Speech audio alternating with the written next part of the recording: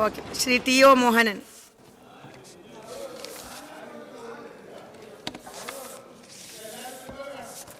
എല്ലാവരും ഒരുപോലെയല്ലേ? വല്ല പക്ഷപാതമുണ്ടോ? സർ, ഈ സഭക്കകത്ത് നിന്ന് സംസാരിക്കുമ്പോൾ എനിക്ക് അതിന് അവസരമൊരുക്കിയ എൻ്റെ പാർട്ടിയോടും എൻ്റെ വിജയത്തിന് വേണ്ടി അഹോരാത്രം പാടുപെട്ട UDFിൻ്റെ പ്രവർത്തകരോടും കക്ഷി രാഷ്ട്രീയത്തിന് അതീതമായി എനിക്ക് വോട്ട് ചെയ്ത് വിജയിപ്പിച്ച കണ്ണൂരിലെ ജനങ്ങളോടും എനിക്കുള്ള നന്ദിയും കടപ്പാടും ഞാനിവിടെ രേഖപ്പെടുത്തുകയാണ്. കേരളത്തിൻ്റെ ബഹുമാന്യനായ മുഖ്യമന്ത്രി, ധനകാര്യമന്ത്രി കൂടിയായ മുഖ്യമന്ത്രി ഇവിടെ അവതരിപ്പിച്ച ബജറ്റിനെ ഞാൻ പൂർണ്ണ മനസ്സോടെ പിന്തുണയ്ക്കുകയാണ്. ഈ ബജറ്റ് ഒരു തരത്തിലുള്ള ഭാരവും ജനങ്ങളുടെ മേൽ അടിച്ചേൽപ്പിച്ചിട്ടില്ല. ജൻസി മുതൽ സ്ത്രീകൾക്കും കുട്ടികൾക്കും വരെ, അതോടൊപ്പം വയോജനങ്ങൾക്ക് വരെ ഒരുപോലെ കരുതൽ നൽകിയ ബജറ്റാണ് ഇവിടെ അവതരിപ്പിക്കപ്പെട്ടത്. പ്രതിപക്ഷ നേതാവും അതുപോലെ തന്നെ മുൻ ധനകാര്യ വകുപ്പ് മന്ത്രി ശ്രീ KN ബാലഗോപാലും തോമസ് ഐസക്കും വരെ ഒരുപാട് പരാതിയിട്ടും ഒരെതിർപ്പും ഈ ബജറ്റിനെതിരെ ഉണ്ടാക്കാൻ കഴിഞ്ഞിട്ടില്ല. ഇന്നലെ പ്രസംഗിച്ച ശ്രീ രവീന്ദ്രൻ മാഷ് ഇവിടെ നവലിബറൽ നയത്തെക്കുറിച്ചും ഉദാരവൽക്കരണ നയത്തെക്കുറിച്ചുമൊക്കെ പറഞ്ഞ് ദ റോഡ് ടു ഫ്രീഡം എന്ന പുസ്തകത്തെക്കുറിച്ചാണ് നമുക്ക് ക്ലാസ് എടുത്തത്. മാഷ് ഒരു കാര്യം അങ്ങ് ഓർക്കണം. അങ്ങ് മന്ത്രിയായിരുന്ന ഒന്നാം പിണറായി സർക്കാരിൽ മന്ത്രിയായിരുന്ന തോമസ് ഐസക്ക് ലണ്ടൻ സ്റ്റോക്ക് എക്സ്ചേഞ്ചിൽ പോയി മണി അടിച്ചത് ഏത് കമ്മ്യൂണിസ്റ്റ് നയത്തിൻ്റെ ഫലത്തിലാണ് എന്ന് പറയണം. ഇതാണ് നമ്മുടെ മുഖ്യമന്ത്രി നിരന്തരം പറയുന്നത്, ഇത് ഇടതുപക്ഷ സർക്കാർ, ഇടതുപക്ഷമല്ല തീവ്ര വലതുപക്ഷമാണ് എന്ന്.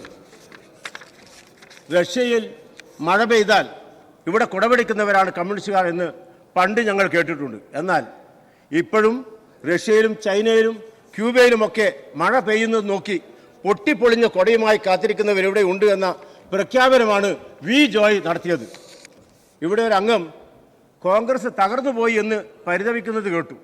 കേരളത്തിലും ബംഗാളിലും ത്രിപുരയിലും ഭരിച്ച് 3 മുഖ്യമന്ത്രിമാരും ഒട്ടേറെ മന്ത്രിമാരും ഒരുപാട് MLAമാരും ഒക്കെ ഉണ്ടായിരുന്ന CPMൻ്റെ ഇന്നത്തെ അവസ്ഥയെക്കുറിച്ച് ഒന്ന് ആലോചിക്കണം എന്നാണ് അവരോട് എനിക്ക് പറയാനുള്ളത്. ഇന്ന് ഇന്ത്യയിലാകെ മൊത്തം പരിധിയാൽ ഒരു കമ്മ്യൂണിസ്റ്റ് മന്ത്രി മാത്രമേ ഉള്ളൂ. അത് നമ്മോടൊപ്പം നിൽക്കുന്ന UDFിൻ്റെ മന്ത്രി ശ്രീ CP ജോണാണ്. സാർ, എന്തുകൊണ്ട് തോറ്റു എന്ന് നിങ്ങൾ ആലോചിച്ചിട്ടുണ്ടോ? 2024 അന്ന് പാർലമെൻറ്റ് തെരഞ്ഞെടുപ്പ് നടന്നപ്പോൾ ആ പാർലമെൻറ്റ് തെരഞ്ഞെടുപ്പിൽ 20 സീറ്റിൽ 19 സീറ്റിലും തോറ്റു. ആ തോറ്റതിന് ശേഷം സംസ്ഥാന കമ്മിറ്റി കൂടി. ആ സംസ്ഥാന കമ്മിറ്റി കൂടിയിട്ട് പാർട്ടിക്ക് തെറ്റുപറ്റി എന്ന് കണ്ടെത്തി. എന്നിട്ടോ എല്ലാവരോടും പറഞ്ഞു വീടുകളിൽ പോയി മാപ്പ് പറയണം. മാപ്പ് പറഞ്ഞു.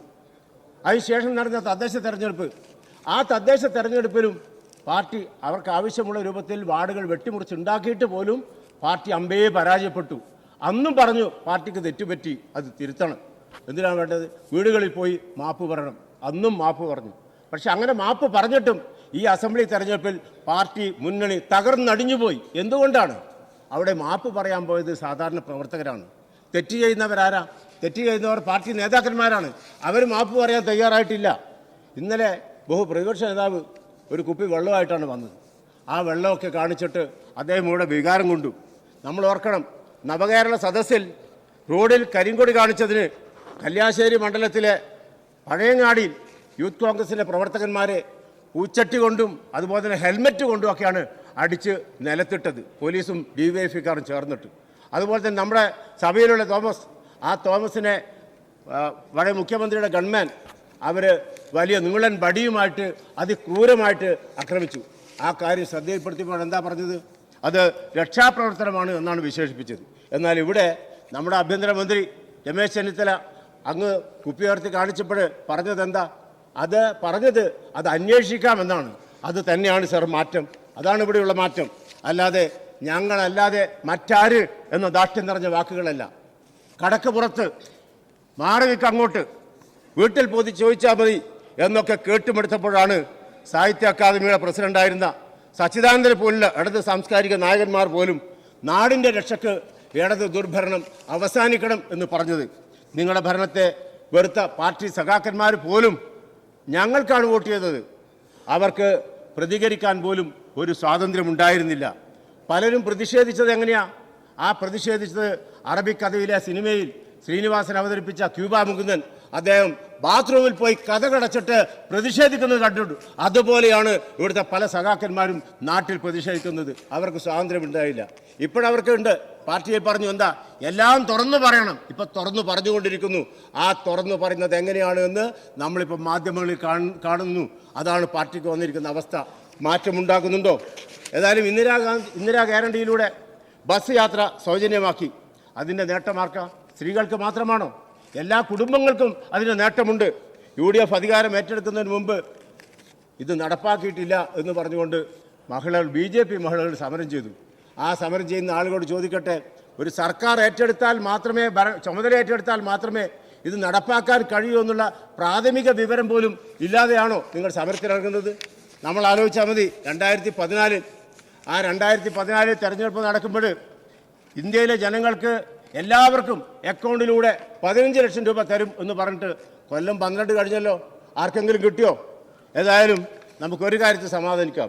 ഈ ഇന്ദിരാ ഗ്യാരണ്ടി സ്ത്രീകൾക്കുള്ള സൗജന്യ യാത്ര നടപ്പാക്കിയപ്പോൾ കേരയിൽ വരാത്തതിൻ്റെ പേരിൽ അപ്പം വിൽക്കാൻ സാധിക്കാത്ത സ്ത്രീകളുണ്ട്. അവർക്ക് പോകാൻ പറ്റിയിട്ടില്ല. ഏതായാലും അവർക്ക് KSRTC ബസ്സിൽ സൗജന്യമായ യാത്ര നടത്തി അപ്പം വിൽക്കാം എന്നൊരു ആശ്വാസം നമുക്ക് ഏതായാലും വന്നിട്ടുണ്ട്. ഞാൻ ദീർഘിപ്പിക്കുന്നില്ല. ഏതായാലും കണ്ണൂർ നിയോജകമണ്ഡലം എന്ന് പറയുന്നത് ജില്ലയുടെ ആസ്ഥാനമാണ്. ഒരുപാട് മുഖ്യമന്ത്രിമാർ ഭരിച്ചപ്പോൾ അവരൊക്കെ കൂടുതൽ ആളുകൾ കണ്ണൂരിൽ നിന്നുണ്ടായിട്ടുണ്ട്. കഴിഞ്ഞ 10 വർഷവും കണ്ണൂരിൽ നിന്നാണ് മുഖ്യമന്ത്രി. പക്ഷേ കണ്ണൂരിൻ്റെ ജില്ലാ ആസ്ഥാനത്ത് പ്രധാനപ്പെട്ട വികസനങ്ങളൊന്നും നടന്നിട്ടില്ല. 2013 ബഹുമാന്യനായ ഉമ്മൻചാണ്ടി പ്രഖ്യാപിച്ച സിറ്റി റോഡ് ഇംപ്രൂവ്മെൻറ്റ് പദ്ധതി ഏകദേശം 13 വർഷം കഴിഞ്ഞിട്ടും അത് എവിടെയും എത്തിയിട്ടില്ല. നഗരത്തിനകത്ത് ഗതാഗതക്കുരുക്ക് പരിഹരിക്കാൻ നടപടികൾ ഉണ്ടാകണം എന്നൊരു അഭ്യർത്ഥന. അതുപോലെ തന്നെ ജില്ലയുടെ വികസനത്തിൽ നമുക്കറിയാം, ഇവിടെ ഏവിയേഷൻ ഹബ്ബ് പറഞ്ഞു. കണ്ണൂരിൽ ഏറ്റവും ഒടുവിൽ വന്ന ഏറ്റവും നല്ല വിമാനത്താവളം കണ്ണൂരിലുണ്ട്. അവിടെ ഒരു പോയിന്റ് ഓഫ് കോൾ കൊണ്ടുവരാൻ അത് നടപ്പാക്കാൻ വേണ്ടി ബഹുമാനപ്പെട്ട മുഖ്യമന്ത്രി മുൻകൈ എടുക്കണം എന്നൊരു അഭ്യർത്ഥന എനിക്കുണ്ട്. അതുപോലെ തന്നെയാണ് കണ്ണൂരിൽ ഒരു മേലേച്ചൊവ്വയിൽ അടിപ്പാത പറഞ്ഞു. പക്ഷേ ഇപ്പം നിർമ്മിക്കുന്നത് മേൽപ്പാലമാണ്.